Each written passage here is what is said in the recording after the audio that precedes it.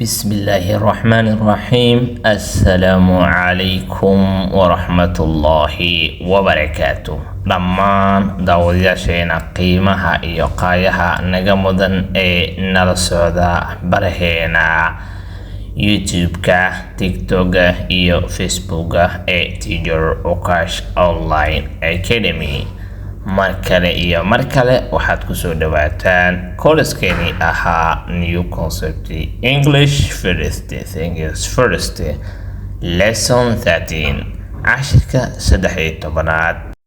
haddii aadan hore usoo daawan 12 cashir ee hore aadna naga daawanaysid dhanka iyo youtube-ka, waxaan kusoo dhignay qaybtiyo description-ka. cashirkeena aan gudaha u galno. cashirkeena maanta wuxuu ka hadli doonaa Mr. Smith's kitchen, jikada Mr. Smith's. Okay, wuxuu leeyahay Mr. Smith's kitchen is small. jikada Mr. Smith's waa mid yar. Mr. Smith's kitchen is small. jikada Mr. Smith waa mid yar. There is a refrigerator in the kitchen. waxaa markaasi jikada dhex yaala frinjeer ama talaajad.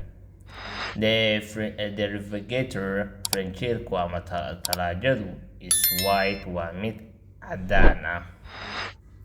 It is, ayadu waa talaajada ama frinjeerku, on the right, waxay taalaa dhanka iyo markaasi midigta ee markaasi jikada. There is an electric cooker. sidoo kale waxaa yaala cunto kariye markaasi oo koronto ah ama cunto kariyaha electroniga ah. in the kitchen waxay taalaa jikada markaasi Mr. Smith. The cooker, cunto kariyuhu oo markaasi electric cookerka, is blue, kalarkiisu waa mid markaasi buluug ah.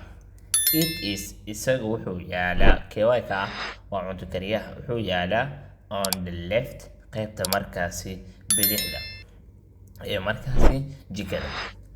There is a table. waxaa kale jikada yaala miis, wuxuuna ku yaalaa in the middle, qaybta dhexe of the room ee markaasi qolka jikada, qaybtiisa dhexe ayuu yaalaa. There is a bottle. waxaa markaasi yaala ama waxaa markaasi saaran dhalo on the table, miiska korkiisana waxaa saaran markaasi dhalo. The bottle, dhaladuna, is empty, waa mid eber ah. The bottle, dhaladu, is empty, waa mid markaasi eber ah oo aan waxba ku jirin. There is a cup on the table too. sidoo kale waxaa saaran miiska korkiisa koob markaasi lagu cabo biyaha iyo shaaha. waxay saaran yihiin sidoo kale markaasi koobka laga cabo biyaha iyo shaaha wuxuu saaran yahay miiska korkiisa. The cup, koobkuna oo wax laga cabo ee miiska korkiisa saaranna, is clean, waa mid markaasi nadiif ah. waxaan filayaa inaad cashirkani aad wax badan ka faa'iiday. waxaan kaloo filayaa inaad markaasi aad u isticmaali kartid ama aad ka warbixin kartid isla adiga jikadaada waxyaalaha ku yaalo, adigoo tixraacaya qoraalka ama cashirkani ee aad maanta qaadatay.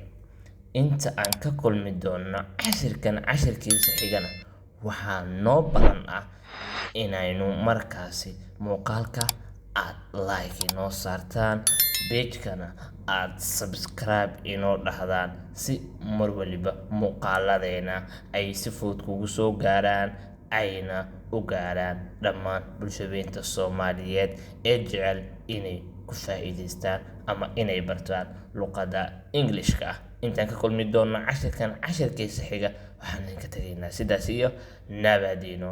wassalaamu calaykum waraxmatullaahi wabarakaatuh.